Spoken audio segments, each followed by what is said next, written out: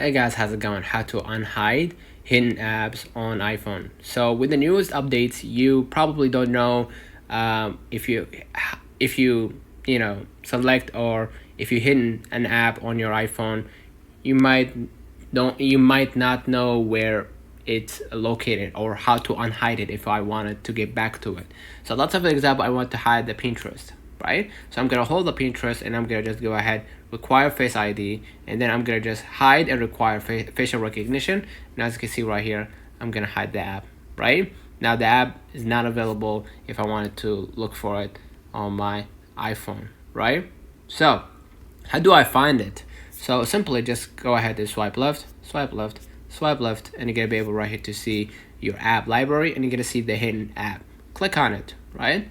And as you can see right here, you will see the hidden apps.